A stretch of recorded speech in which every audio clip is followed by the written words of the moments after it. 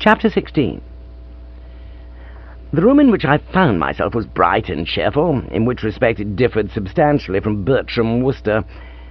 It had the appearance of being the den or snuggery of some female interested in sports and pastimes, and was, I assumed, the headquarters of Madeline Bassett's solid school friend. There was an oar over the mantelpiece, a squash racket over the bookshelf, and on the walls a large number of photographs which even at a cursory glance I was able to identify as tennis and hockey groups. A cursory glance was all I was at leisure to bestow upon them at the moment, for the first thing to which my eye had been attracted on my entry was a serviceable French window, and I made for it like a man on a walking tour diving into a village pub 2 minutes before closing time. It opened on a sunken garden at the side of the house, and offered an admirable avenue of escape to one whose chief object in life was to detach himself from this stately home of Wimbledon, and never set eyes on the bally place again. When I say that it offered an admirable avenue of escape, it would be more correct to put it that it would have done, had there not been standing immediately outside it, leaning languidly on a spade, a short, stout gardener in corduroy trousers and a red and yellow cap, which suggested, erroneously I imagine, that he was a member of the Maryland Cricket Club. His shirt was brown, his boots black, his face cerise, and his whiskers grey.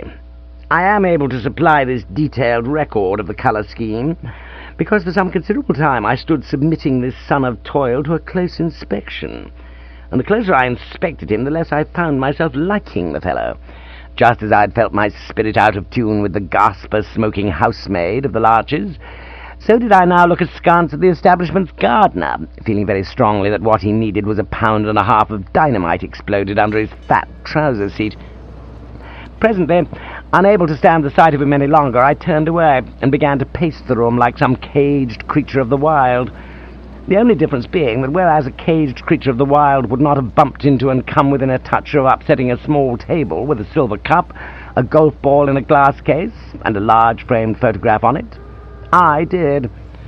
It was only by an outstanding feat of legerdemain that I succeeded in catching the photograph as it fell, thereby averting a crash which would have brought every inmate of the house racing to the spot. And having caught it, I saw that it was a speaking likeness of Madeline Bassett. It was one of those full-face speaking likenesses. She was staring straight out of the picture with large, sad, saucer-like eyes, and the lips seemed to quiver with a strange, reproachful appeal. And as I gazed at those sad eyes and took a square look at those quivery lips, something went off inside my being like a spring. I had had an inspiration. Events were to prove that my idea, like about 94% of cat's meats, was just one of those that seemed good at the time. But at the moment I was convinced that if I were to snitch this studio portrait and confront Gussie with it, bidding him drink it in and let conscience be his guide, all would be well. Remorse would creep in, his better self would get it up the nose, and all the old love and affection would come surging back. I believe this sort of thing frequently happens. Burglars, catching sight of photographs of their mothers, instantly turn in their tools and resolve to lead a new life. And the same is probably true of footpads, con men, and fellows who have not paid their dog license. I saw no reason to suppose that Gussie would be slower off the mark. It was at this moment that I heard the sound of a hoover being wheeled along the hall, and realized that the housemaid was on her way to do the room. If there's anything that makes you feel more like a stag at bay than being in a room where you oughtn't to be, and hearing housemaid's coming to do it, I don't know what is. If you describe Bertram Wooster at this juncture as all of a doodah, you would not be going far astray. I sprang to the window. The gardener was still there. I sprang back and nearly knocked the table over again. Finally, thinking quick, I sprang sideways. My eye had been caught by a substantial sofa in the corner of the room, and I could have wished no more admirable cover. I was behind it with perhaps 2 seconds to spare.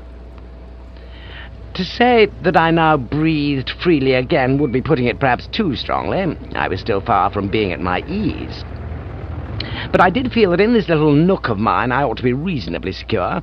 One of the things you learn when you've knocked about the world a bit is that housemaids don't sweep behind sofas. Having run the hoover over the exposed portions of the carpet, they consider the day well spent and go off and have a cup of tea and a slice of bread and jam.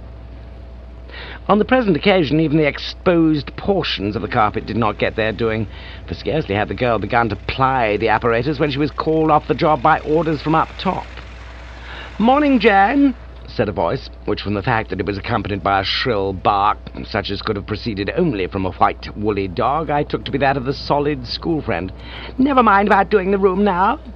"No, miss," said the housemaid, seeming well pleased with the idea, and pushed off, no doubt to have another gasper in the scullery. There followed a rustling of paper as the solid girl, seating herself on the sofa, skimmed through the morning journal. Then I heard her say, "Oh, hello, Madeline," and was aware that the Bassett was with us. "Good morning, Hilda," said the Bassett in that soupy, treacly voice which had got her so disliked by all right-thinking men. "What a lovely, lovely morning." The solid girl said she didn't see what was so particularly hot about it, adding that personally she found all mornings foul. She spoke morosely, and I could see that her disappointment in love had soured her, poor soul. I mourned for her distress, and had the circumstances been different, might have reached up and patted her on the head.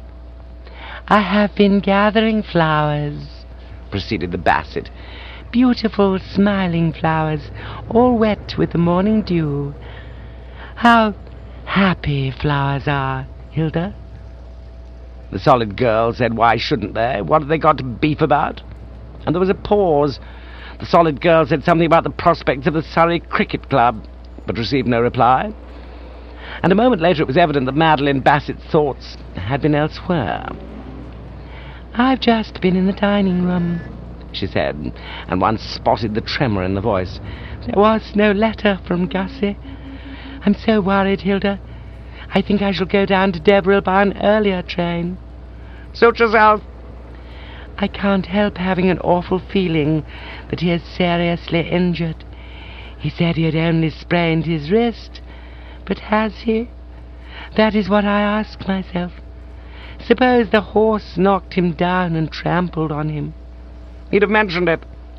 "But he wouldn't. That's what I mean. Gussie is so unselfish and considerate. His first thought would be to spare me anxiety. Oh, Hilda, do you think his spine is fractured?" "What rot! Spine fractured my foot. If there isn't a letter, all it means is that this other fellow, what's his name, Wooster, has kicked at acting as an amanuensis. I don't blame him. He's dippy about you, isn't he?" "He loves me very, very dearly. It's a tragedy. I can't describe to you, Hilda, the pathos of that look of dumb suffering in his eyes when we meet." "Well, then, the thing's obvious. If you're dippy about a girl and another fellow has grabbed her, it can't be pleasant to sit at a writing table, probably with a rotten pen, sweating away while the other fellow dictates. My own, comma, precious darling, period. I worship you, comma. I adore you, period. How I wish, comma, my dearest, comma, that I could press you to my bosom and cover your lovely face with burning kisses, exclamation mark. I don't wonder Wooster kicked." "You're very heartless, Hilda." "I've had enough to make me heartless. I've sometimes thought of ending it all. I've got a gun in that drawer there." "Hilda." "Oh, I don't suppose I shall. Lot of fuss and trouble. Have you seen the paper this morning? It says there's some talk of altering the leg before wicket rule again. Odd how your outlook changes when your heart's broken. I can remember a time when I'd been all excited if they altered the leg before wicket rule. Now I don't give a damn. Let 'em alter it, and I hope they have a fine day for it. What sort of a fellow is this Wooster?" "Oh, a dear." "He must be if he writes Gussie's love letters for him. Either that or a perfect sap. If I were in your place, I'd give Gussie the air and sign up with him. Being a man, I presume he's a louse like all other men, but he's rich, and money's the only thing that matters." From the way Madeline said, "Oh, Hilda, darling," the wealth of reproach in the voice, I mean, and all that sort of thing, I could tell these cynical words had got in amongst her, shocking her and wounding her finer feelings, and I found myself in complete accord with her attitude. I thoroughly disapproved of this girl and her whole outlook, and wished she wouldn't say things like that. The position of affairs was black enough already without having old school friends egging Madeline Bassett on to give Gussie the air and sign up with me. I think that Madeline would have gone on to chide and rebuke, but at this point, instead of speaking, she suddenly uttered a squeal or wordless exclamation, and the solid girl said, "Now what?" "My photograph." "What about it?" "Where is it?" "On the table." "But it's not, it's gone." "Then I suppose Jane has smashed it. She always does smash everything that isn't made of sheet iron, and I see no reason why she should have made an exception in favour of your photograph. You'd better go and ask her." "I will," said Madeline, and I heard her hurrying out. A few moments passed, self-inhaling fluff and the solid girl presumably scanning her paper for further facts about the leg before wicket rule. And then I heard her say, "Sit still," no doubt addressing the white woolly dog, for shortly afterwards she said, "Oh, all right, blast you, buzz off if you want to." And there was a thud, not a dull, sickening thud, but the sort of thud a white woolly dog makes when landing on a carpet from a sofa of medium height. And it was almost immediately after this that there came a sound of sniffing in my vicinity, and with a considerable lowering of the already low morale, I realized that the animal must have picked up the characteristic Wooster smell, and was now in the process of tracking it to its source. And so it proved. Glancing round, I suddenly found its face about 6 inches from mine, its demeanour that of a dog that can hardly believe its eyes. Backing away with a startled "whoops," it retreated to the centre of the room and began barking. "What's the matter, you silly ass?" said the solid girl, and then there was a silence. On her part, that is. The white woolly dog continued to strain its vocal cords. Madeline Bassett re-entered. "Jane says," she began, then broke off with a piercing scream. "Hilda! Oh, Hilda, what are you doing with that pistol?" The solid girl calmed her fears, though leaving mine in status quo. "Don't get excited. I'm not going to shoot myself, though it would be a pretty good idea at that. There's a man behind the sofa." "Hilda!" "I've been wondering for some time where that curious breathing sound was coming from. Percy's spotted him. Attaboy, Percy. Nice work. Come on out of it, you." Rightly concluding that she meant me, I emerged, and Madeline uttered another of her piercing screams. "A dressy criminal, though shop-soiled," said the solid girl, scrutinizing me over the young cannon which she was levelling at my waistcoat. "One of those Mayfair men you read about, I suppose. Hello, I see he's got that photograph you were looking for, and probably half a dozen other things as well. I think the first move is to make him turn out his pockets." The thought that in one of those pockets lay Gus's letter caused me to reel and utter a strangled cry, and the solid girl said if I was going to have a fit, that was all right with her, but she would be obliged if I would step through the window and have it outside. It was at this point that Madeline Bassett most fortunately found speech. During the preceding exchanges, if you can call it exchanges when one person has taken the floor and is doing all the talking, she had been leaning against the wall with a hand to her heart, giving an impersonation, and not at all a bad one either, of a cat with a herringbone in its throat. She now made her first contribution to the dialogue. "Bertie!" she cried. The solid girl seemed puzzled. "Bertie?" "This is Bertie Wooster." "The complete letter-writer? Well, what's he doing here, and why has he swiped your photograph?" Madeline's voice sank to a tremulous whisper. "I think I know." "Then you're smarter than I am. Goofy, the whole proceeding strikes me as." "Will you leave us, Hilda? I want to speak to Bertie. Alone." "Righto. I'll be shifting along to the dining room. I don't suppose, feeling the way I do, there's a dog's chance of my being able to swallow a mouthful, but I can be counting the spoons." The solid girl pushed off, accompanied by the white woolly dog, leaving us all set for a tete-a-tete, which I for one would willingly have avoided. In fact, though it would of course have been a near thing, with not much in it either way, I think I would have preferred a tete-a-tete with Dame Daphne Winkworth. Chapter 17. The proceedings opened with one of those long, sticky silences which give you the same unpleasant feeling you get when you let them rope you in to play Bulstrode a Butler in amateur theatricals and you go on and find you've forgotten your opening lines. She was standing gazing at me as if I'd been a photographer about to squeeze the bulb and take a studio portrait in sepia and silver-grey wash. And after a while it seemed to me that it was about time one of us said something. The great thing on these occasions is to get the conversation going. "Nice day," I said. "I thought I'd look in." She enlarged the eyes a bit, but did not utter, so I proceeded. "Now, it occurred to me that you might be glad to have the latest bulletin about Gussie, so I popped up on the milk train. Gussie, I am glad to say, is getting along fine. The wrist is still stiff, but the swelling is subsiding and there is no pain. He sends his best." She remained sotto voce, and the silent tomb, and I carried on. I thought a word or two touching upon my recent activities might now be in order. I mean, you can't just come bounding up from behind the furniture and let it go at that. You have to explain and clarify your motives. Girls like to know these things. "You're probably asking yourself," I said, "what I was doing behind that sofa. I parked myself there on a sudden whim. You know how one gets these sudden whims. And you may be thinking it a bit odd that I should be going around with this studio portrait in my possession. Well, I'll tell you. I happened to see it on the table there, and I took it to give to Gussie. I thought he would like to have it, to buck him up in your absence. He misses you sorely, of course, and it occurred to me that it would be nice for him to shove it on the dressing-table and study it from time to time. No doubt he already has several of these speaking likenesses, but a fellow can always do with one more. Not too bad, it seemed to me, considering that the material had to be thrown together rather against time. And I was hoping for the bright smile and the cordial, "Why, yes, to be sure, a capital idea." Instead of which she waggled her head in a slow, mournful sort of way, and a teardrop stood in her eye. "Oh, Bertie," she said. I've always found it difficult to think of just the right comeback when people say, "Oh, Bertie," to me. My Aunt Agatha is always doing it, and she has me stymied every time. I found myself stymied now. It is true that this "Oh, Bertie" of the Bassets differed in many respects from Aunt Agatha's "Oh, Bertie," its tone being one of soupiness rather than asperity, but the effect was the same. I stood there, at a loss. "Oh, Bertie," she said again, "do you read Rosie M. Banks's novels?" she asked. I was a bit surprised at her changing the subject like this, but equally relieved. A talk about current literature I felt might ease the strain. These booksy chats often do.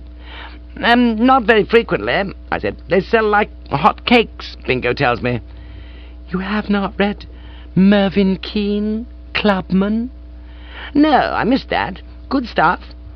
"It is very, very beautiful." "I must put it on my library list." "You are sure you have not read it?" "Oh, quite. As a matter of fact, I've always steered rather clear of Mrs. Bingo's stuff. Why?" "It seemed such an extraordinary coincidence. Shall I tell you the story of Mervyn Keane?" "Do." She took time out to gulp a bit, then she carried on in a low voice with a goodish amount of throb to it. "He was young and rich and handsome, an officer in the Coldstream Guards, and the idol of all who knew him. Everybody envied him." "I don't wonder, the lucky stiff." "But he was not really to be envied. There was a tragedy in his life.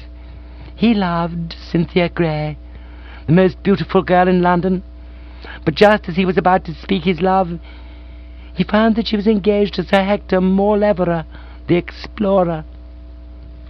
Dangerous devils, these explorers. You want to watch them like hawks. In these cirques, of course, he would have refrained from speaking his love. Kept it under his hat, I suppose. What?" "Yes, he spoke no word of love, but he went on worshipping her, outwardly gay and cheerful, inwardly gnawed by a ceaseless pain. And then one night her brother Lionel, a wild young man who had unfortunately got into bad company, came to his rooms and told him that he had committed a very serious crime and was going to be arrested. And he asked Mervyn to save him by taking the blame himself. And of course Mervyn said he would." "The silly ass! Why?" "For Cynthia's sake, to save her brother from imprisonment and shame." "But it meant going to Chokey himself. I suppose he overlooked that." "No, Mervyn fully realized what must happen, but he confessed to the crime and went to prison. When he came out, grey and broken, he found that Cynthia had married Sir Hector, and he went out to the South Sea Islands and became a beachcomber, and time passed. And then one day Cynthia and her husband arrived at the island on their travels and stayed at Government House, and Mervyn saw her drive by, and she was just as beautiful as ever, and their eyes met, but she didn't recognize him, because, of course, he had a beard and his face was changed, because he'd been living the pace that kills, trying to forget. I remembered a good one I'd read somewhere about the pace that kills nowadays being the slow, casual walk across a busy street, but I felt that this was not the moment to spring it. He found out that she was leaving next morning, and he had nothing to remember her by. So he broke into Government House in the night and took from her dressing table the rose that she'd been wearing in her hair. And Cynthia found him taking it, and of course she was very upset when she recognized him. Oh, she recognized him this time. He'd shaved, had he? No, he still wore his beard, but she knew him when he spoke her name. And there was a very powerful scene in which he told her how he'd always loved her, and had come to steal her rose. And she told him that her brother had died, and confessed on his deathbed that it was he who had been guilty of the crime for which Mervyn had gone to prison. And then Sir Hector came in. Good situation. Strong. And, of course, he thought Mervyn was a burglar, and he shot him. And Mervyn died with the rose in his hand. And, of course, the sound of the shot roused the house, and the governor came running in and said, "Is anything missing?" And Cynthia, in a low, almost inaudible voice, said, "Only a rose." That is the story of Mervyn Keene, clubman. Well, it was difficult, of course, to know quite what comment to make. I said, "Oh, ah." But I felt at the time that it could have been improved on. The fact is, I was feeling a bit stunned. I'd always known in a sort of vague, general way that Mrs. Bingo wrote the world's worst tripe. Bingo generally changes the subject nervously if anyone mentions the little woman's output. But I had never supposed her capable of bilge like this. But the Bassett speedily took my mind off literary criticism. She had resumed her saucer-like stare, and the teardrop in the eye was now more noticeable than ever. "Oh, Bertie," she said, and her voice, like Cynthia's, was low and almost inaudible. "I ought to have given you my photograph long ago. I blame myself. But I thought it would be too painful for you, too sad a reminder of all that you had lost. I see now that I was wrong. You found the strain too great to bear. At all costs you had to have it. So you stole into the house, like Mervyn Keene, and took it." "What?" "Yes, Bertie. There need be no pretences between you and me. And don't think I'm angry. I'm touched, more deeply touched than I can say, and oh, so sorry. How sad life is." I was with her there. "You betcha," I said. "You saw my friend Hilda Gudgeon. There is another tragedy. Her whole happiness has been ruined by a wretched quarrel with the man she loves, a man called Harold Anstruther. They were playing in the mixed doubles in a tennis tournament not long ago, and, according to her, I don't understand tennis very well, he insisted on hogging the game, as she calls it. I think she means that when the ball came near her and she was going to strike it, he rushed across and struck it himself, and this annoyed her very much. She complained to him, and he was very rude and said she was a rabbit and had better leave everything to him. And she broke off the engagement directly the game was finished. And now she is broken-hearted." I must say she didn't sound very broken-hearted. Just as the Bassett said these words, there came from without the uproar of someone singing, and I identified the voice as that of the solid school friend. She was rendering that old number, "Give yourself a pat on the back," and the general effect was of an exhilarated foghorn. The next moment she came leaping into the room, and I've never seen anything more radiant. If she hadn't had the white, woolly dog in her arms, I wouldn't have recognised the sombre female of so short a while ago. "Hi, Madeline!" she cried. "What do you think I found on the breakfast table? A grovelling letter from the boyfriend, no less. He's surrendered unconditionally. He says he must have been mad to call me a rabbit. He says he can never forgive himself, but can I forgive him? Well, I can answer that one. I'm going to forgive him the day after tomorrow, not earlier, because we must have discipline." "Oh, Hilda, how glad I am." "I'm pretty pleased about it myself. Good old Harold. A king among men, but of course needs keeping in his place from time to time, and has to be taught what's what. But I mustn't run on about Harold. What I came to tell you was that there's a fellow outside in a car who says he wants to see you." "To see me?" "So he says. Name of Pirbright." Madeline turned to me. "Why, it must be your friend Claude Pirbright, Bertie. I wonder what he wants. I'd better go and see." She threw a quick glance at the solid girl, and seeing that she had stepped through the French window, no doubt to give the gardener the devil about something, came to me and pressed my hand. "You must be brave, Bertie," she said in a low, roopy voice. "Some day another girl will come into your life, and you will be happy. When we're both old and grey, we shall laugh together over all this. Laugh, but I think with a tear behind the smile." She popped off, leaving me feeling sick. The solid girl, whom I dimly heard telling the gardener he needn't be afraid of breaking that spade by leaning on it, came back and immediately proceeded, in which I considered an offensively familiar manner, to give me a hearty slap on the back. "Well, Wooster, old bloke," she said. "Well, gudgeon, old bird," I replied courteously. "Do you know, Wooster, I keep feeling there's something familiar about your name. I must have heard Harold mention it. Do you know Harold Anstruther?" I had recognised the name directly I heard Madeline Bassett utter it. Beefy Anstruther had been my partner at rackets my last year at Oxford, when I'd represented the establishment at that sport. I revealed this to the solid girl, and she slapped my back again. "I thought I wasn't wrong. Harold speaks very highly of you, Wooster, old-timer, and I'll tell you something. I've a lot of influence with Madeline, and I'll exert it on your behalf. I'll talk to her like a mother. Dash it all, we can't have her marrying a pill like Gussie Finknottle when there's a racket splue on her waiting list. Courage, Wooster, old cock, courage and patience. Come and have a bit of breakfast." "Thanks awfully, no," I said, though I needed it sorely. "I must be getting along." "Well, if you won't, you won't, but I will. I'm going to have the breakfast of a lifetime. I haven't felt so roaring fit since I won the tennis singles at Rodine."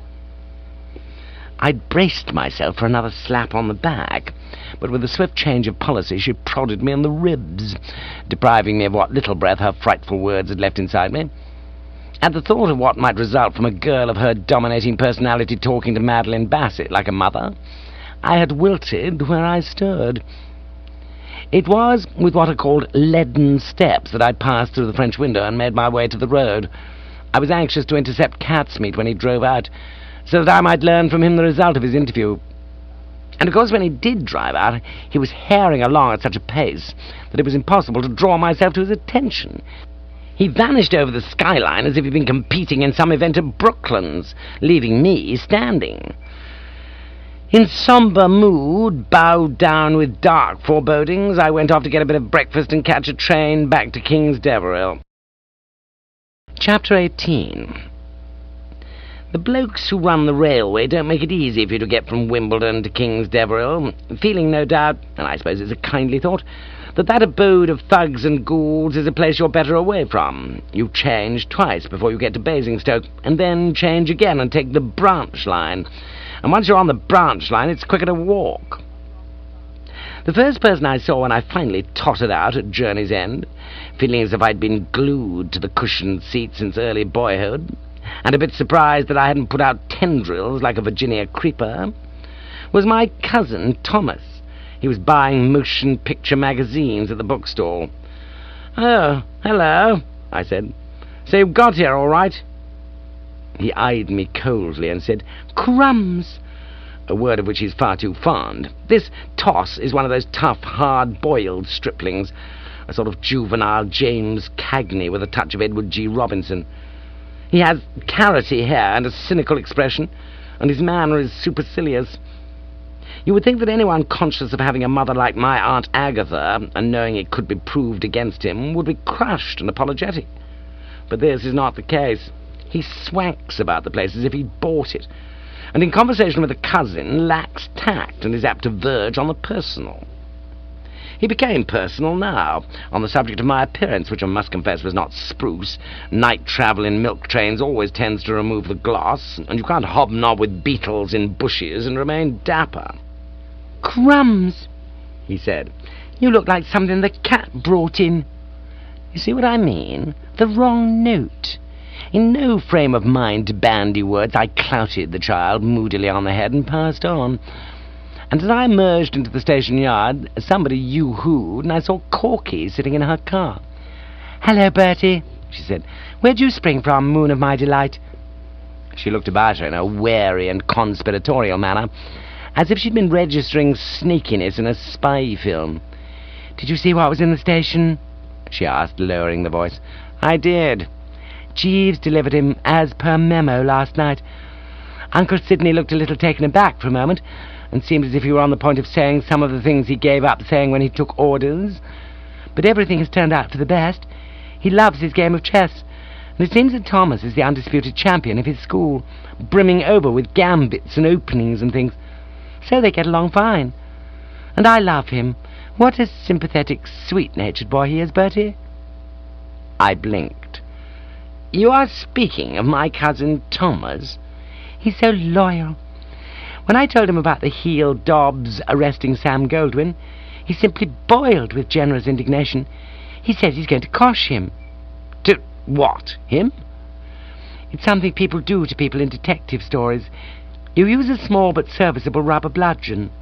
"He hasn't got a small but serviceable rubber bludgeon." "Yes, he has. He bought it in 7 Dials when he was staying at your flat. His original idea was to employ it on a boy called Stinker at Bramley-on-Sea, but it is now earmarked for Dobbs." "Oh, my God!" "It will do Dobbs all the good in the world to be coshed. It may prove a turning point in his life.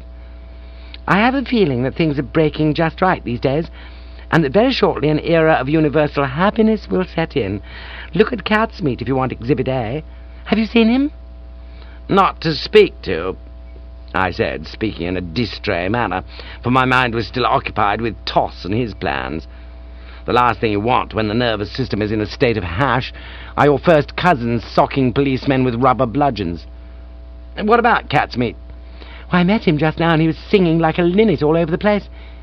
He had a note from Gertrude last night, and she says that if and when she can elude her mother's eye, she will elope with him. His cup of joy is full." "I'm glad someone's is."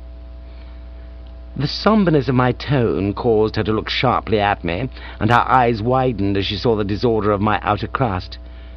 "Bertie, my lamb," she cried, visibly moved. "What have you been doing to yourself?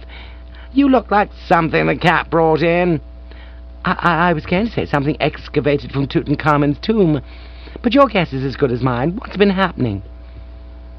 I passed a weary hand over the brow. "Corky," I said, "I've been through hell." "About the only place I thought you didn't have to go through to get to King's Deverell. And how were they all?" "I have a frightful story to relate." "Did somebody cosh you?" "I've just come from Wimbledon." "From Wimbledon?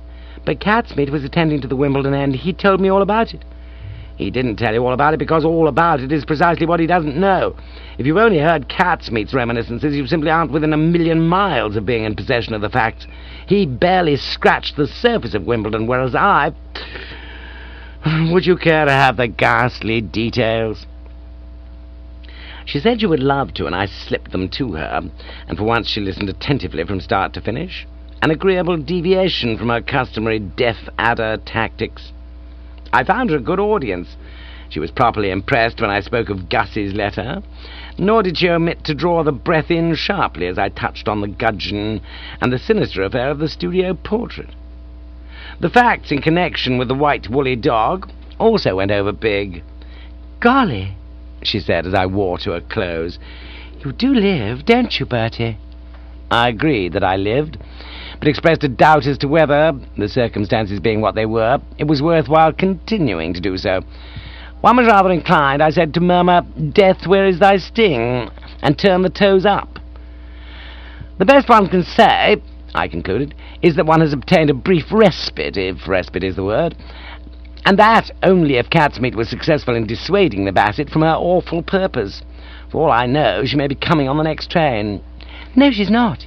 He headed her off. You had that straight from the horse's mouth? Direct from his personal lips. I drew a deep breath. This certainly put a brighter aspect on the cloud wreck. In fact, it seemed to me that hallelujah about summed it up, and I mentioned this. I was concerned to note that she appeared a bit dubious. Yes, I suppose hallelujah sums it up, to a certain extent. I mean, you can make your mind easy about her coming here. She isn't coming. But in the light of what you tell me about Mervyn Keane, clubman, and the studio portrait, it's a pity Catsmeat didn't hit on some other method of heading her off. I do feel that. My heart stood still. I clutched at the windscreen for support and what-whatted. The great thing to remember, the thing to bear in mind and keep the attention fixed on is that he meant well. My heart stood stiller. In your walks about London, you will sometimes see bent, haggard figures that look as if they had recently been caught in some powerful machinery. They are those of fellows who got mixed up with Catsmeat when he was meaning well. What he told Miss Basset was this. He said that on hearing that she was coming to the hall, you betrayed agitation and concern, and finally got it out of you what the trouble was. Loving her hopelessly as you do, you shrank from the agony of having to see her day after day in Gus's society. My heart, ceasing to stand still, gave a leap and tried to get out through my front teeth. "He told Madeline Basset that?" I quavered, shaking on my stem. "Yes, and implored her to stay away and not subject you to this anguish. He says he was terrific and wished one or two managers had been there to catch his work. And I think he must have been pretty good, because Miss Basset cried buckets and said she quite understood and, of course, would cancel her visit, adding something in a low voice about the desire of the moth for the star and how sad life was. What do you say?" I explained that I had not spoken, merely uttered one of those hollow groans, and she agreed that in the circs hollow groans were perhaps in order. "But of course it wasn't easy for the poor angel to think of a good way of stopping her coming," she argued, "and the great thing was to stop her somehow." "True. So if I were you, I'd try to look on the bright side, count your blessings one by one, if you know what I mean." This is an appeal which, when addressed to Bertram Wooster, rarely falls on deaf ears. The stunned sensation which her words had induced did not actually leave me, but it diminished somewhat in intensity. I saw her point. "There is much in what you say," I agreed, rising on stepping stones of my dead self to higher things, as I have mentioned is my custom. The great thing, as you justly remarked, was to stop the Basset blowing in, and if that has been accomplished, one does wrong to be fussy about the actual mechanism. And after all, she was already firmly convinced of my unswerving devotion, so Catsmeat hasn't really plunged me so very much deeper in the broth than I was before. "That's my brave little man. That's the way to talk." We now have a respite, and all depends on how quickly you can put Gussie on ice. The moment that is done, the whole situation will clarify. Released from your fatal spell, he will automatically return to the old love, feeling that the cagey thing is to go where he's appreciated. When do you expect him to cool off? "Very soon." "Why not instanter?" "Well, I'll tell you, Bertie, there's a little job I want him to do for me first." "What job?" "Ah, here's Thomas at last. He seems to have bought every fan magazine in existence. To read at the concert, if he's sensible. You haven't forgotten the concert is this evening? Well, mind you don't. And when you see Jeeves, ask him how that clack of Esmond's has come out. Hop in, Thomas." Thomas hopped in, giving me another of his supercilious looks, and when in, leaned across and slipped a penny into my hand, saying, "Here, my poor man," and urging me not to spend it on drink. At any other moment this coarse ribaldry would have woken the fiend that sleeps in Bertram Wooster and led to the young pot of poison receiving another clout on the head. But I had no time now for attending to tosses. I fixed Corky with a burning eye. "What job?" I repeated. "Oh, it wouldn't interest you," she said. "Just a trivial little job about the place." And she drove off, leaving me a prey to a nameless fear. I was hoofing along the road that led to the hall, speculating dully as to what precisely she had meant by the expression "trivial little job." when, as I rounded a corner, something large and Norfolk-coated hove in sight, and I identified it as Esmond Haddock. Chapter 19. Owing to the fact that on the instructions of Dame Daphne, safety first, Winkworth, port was no longer served after dinner, and the male and female members of the gang now left the table in a body at the conclusion of the evening repast, I'd not enjoyed a tete-a-tete with Esmond Haddock since the night of my arrival. I had seen him around the place, of course, but always in the company of a brace of assorted aunts, or that of his cousin Gertrude, in each case looking Byronic. Checking up with Jeeves, I find that is the word, all right. Apparently it means looking like the late Lord Byron, who was a gloomy sort of bird, taking things the hard way. We came together, he approaching from the nor'-nor'-east, and self approaching from the south-south-west, and he greeted me with a moody twitch of the cheek muscles, as if he'd thought of smiling and then thought again, and said, "Oh, to hell with it." "Hello," he said. "Hello," I said. "Nice day," he said. "Yes," I said. "Out for a walk?" "Yes," he said. "You out for a walk?" Prudence compelled me to descend to subterfuge. "Yes," I said. "I'm out for a walk. I just ran into Miss Pirbright." At the mention of that name he winced as if troubled by an old wound. "Oh," he said. "Miss Pirbright, eh?" He swallowed a couple of times. I could see a question trembling on his lips, but it was plainly one that nauseated him, for after uttering the word "was," he kept right along swallowing. I was just about to touch on the situation in the Balkans, in order to keep the conversation going, when he got it out. "Was, Wooster with her?" "No, she was alone." "You're sure?" "Certain." "He may have been lurking in the background, behind a tree or something." "The meeting occurred in the station yard." "He wasn't skulking in a doorway?" "Oh, no." "Strange. You don't often see her without Wooster these days," he said, and ground his teeth a trifle. I had a shot at trying to mitigate his anguish, which I could see was considerable. He, too, had obviously noted Gussie's spotty work, and it was plain that what is technically known as the green-eyed monster had been slipping it across him properly. "They're old friends, of course," I said. "Are they?" "Oh, rather. I should say they have known each other since childhood. They went to the same dancing class."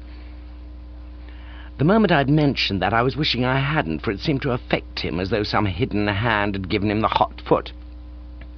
You couldn't say his brow darkened, because it had been dark to start with, but he writhed visibly, like Lord Byron reading a review of his last slim volume of verse and finding it a stinker.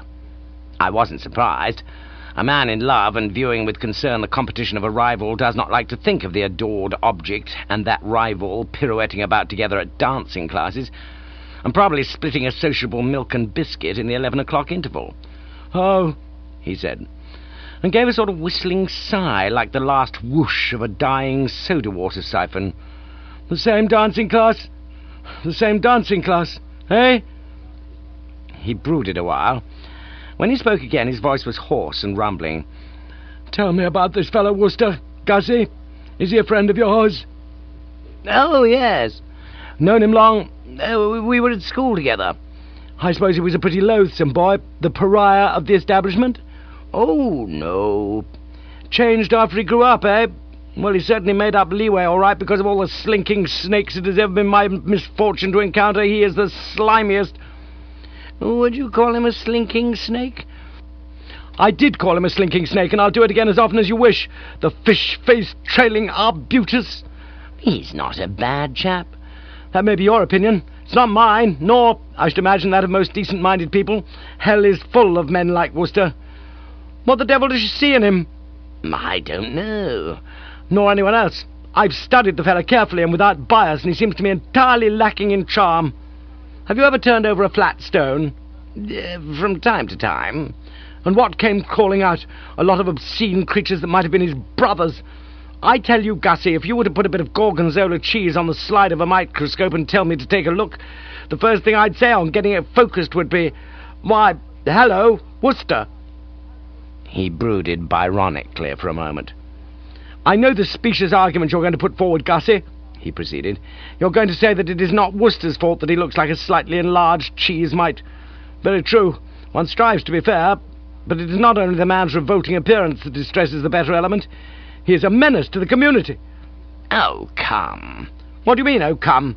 You heard what my Aunt Daphne was telling us at dinner the night you arrived, about this ghastly Wooster perpetually stealing policemen's helmets? Not perpetually, just as a treat on boat race night. He frowned. I don't like the way you stick up for the fellow, Gussie. You probably consider that you're being broad-minded, but you want to be careful how you let that so-called broad-mindedness grow on you. It's apt to become mere moral myopia. The facts are well documented. Whenever Wooster has a spare moment, he goes about London persecuting unfortunate policemen, assaulting them, hampering them in their duties, making their lives a hell on earth.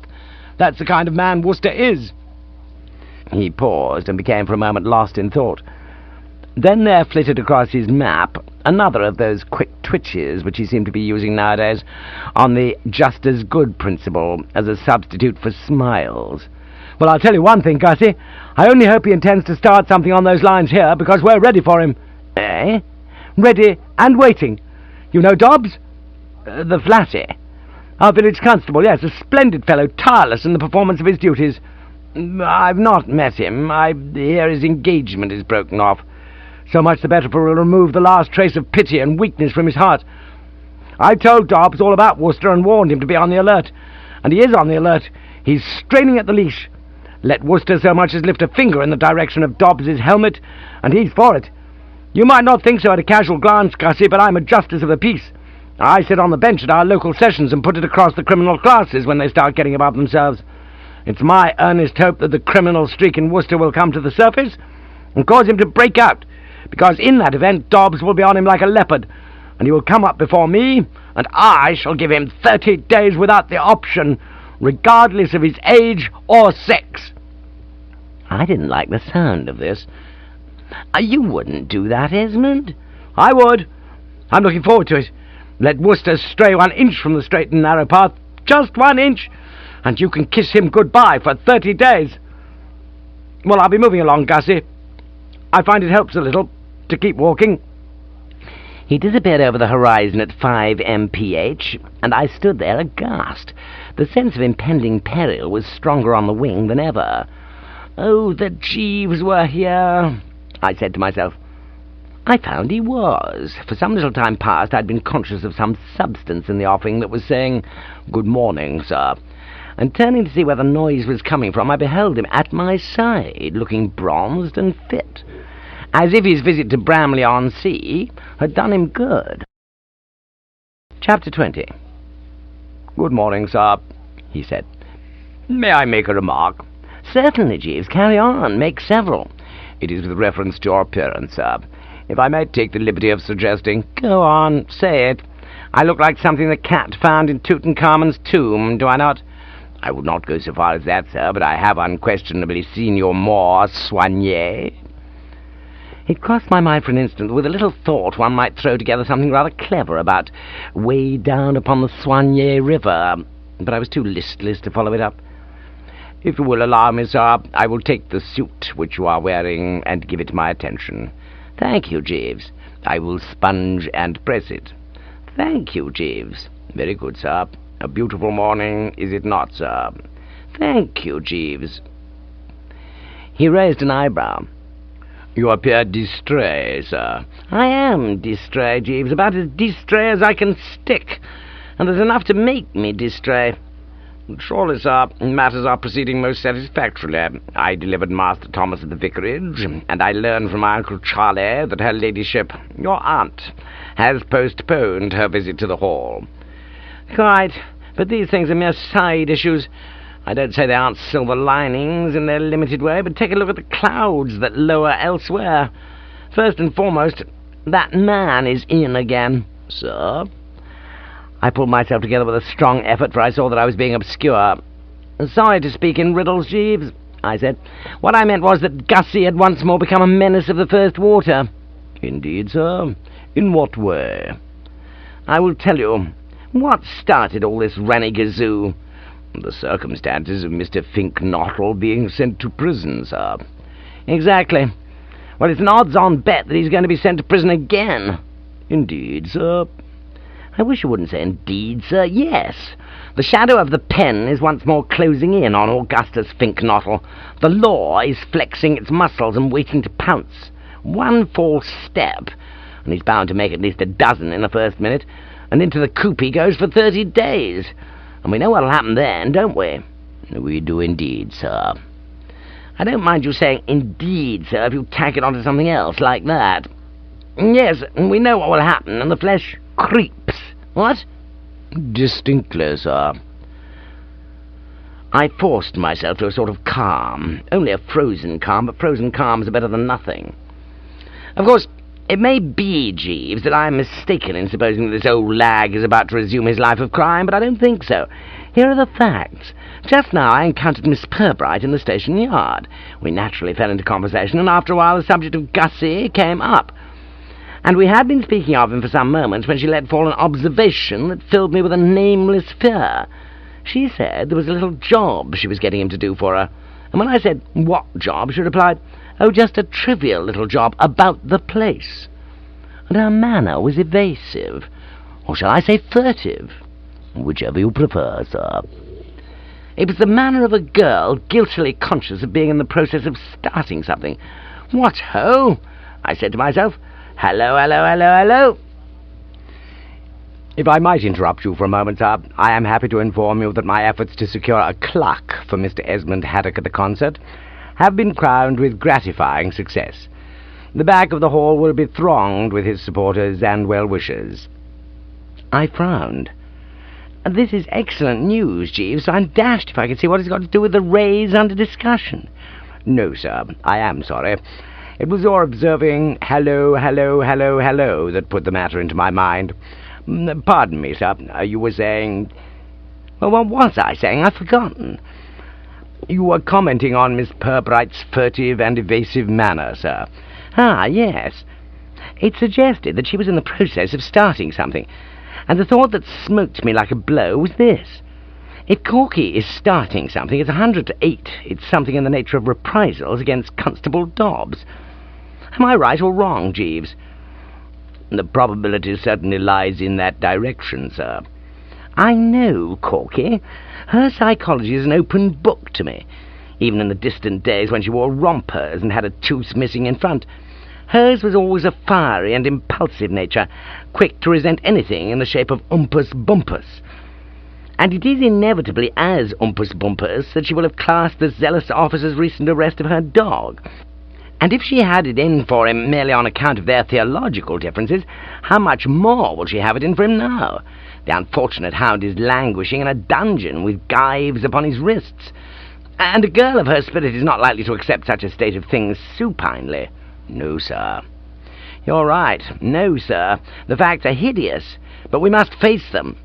Corky is planning direct action against Constable Dobbs, taking we cannot say what form, and it seems only too sickeningly certain that Gussie, whom it is so imperative to keep from getting embroiled again with the force, is going to lend himself as an instrument to her sinister designs. And here's something that'll make you say, "Indeed, sir."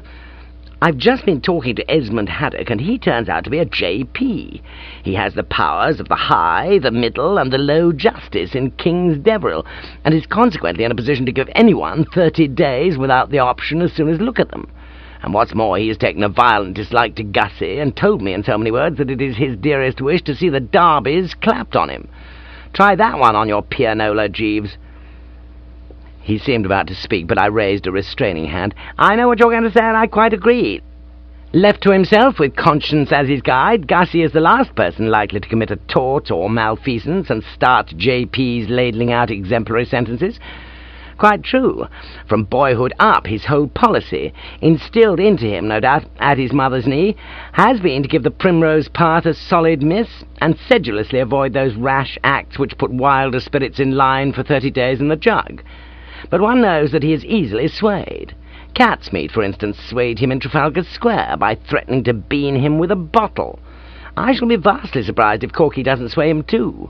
And I know from personal experience, I said, thinking of that orange at the dancing school, that when Corky sways people, the sky is the limit. You think that Mr. Finknottle will lend a willing ear to the young lady's suggestions? Her word is law to him. He will be wax in her hands. I tell you, Jeeves, the spirits are low.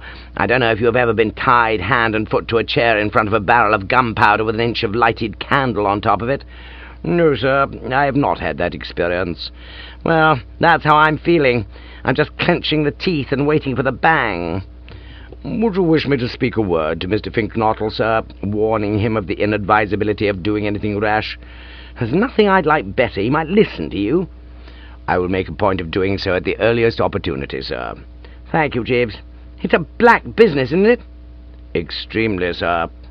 I don't know when I've come across a blacker. Very, very murky everything is. With perhaps the exception of the affairs of Mr. Pirbright, sir. Ah, yes, cat's meat. I was informed of his lucky strike. His hat is on the side of his head, they tell me. He was distinctly in that position when I last saw him, sir. Well, that's something.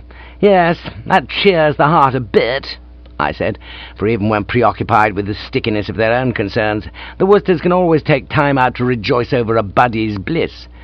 One may certainly chalk up Catsmeat's happy ending as a ray of light. And you say that the village toughs are going to rally round Mr. Haddock this evening? In impressive numbers, sir. Well, dash it, that's 2 rays of light. And if you can talk Gussie out of making an ass of himself, that'll be 3.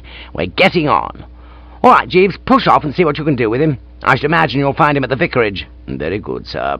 Oh, and Jeeves, most important, when at the vicarage, get in touch with young Toss and remove from his possession a blunt instrument known as a cosh, which he has managed to acquire. It's a species of rubber bludgeon, and you know as well as I do how reluctantly one would trust him with such a thing. You could go through the telephone book from A to Z without hitting on the name of anyone one wouldn't prefer to see with his hooks on a rubber bludgeon. You'll get an idea of what I mean when I tell you that he speaks freely of beaning Constable Dobbs with the weapon. So choke it out of him, without fail. I shan't be easy in my mind till I know you've got it.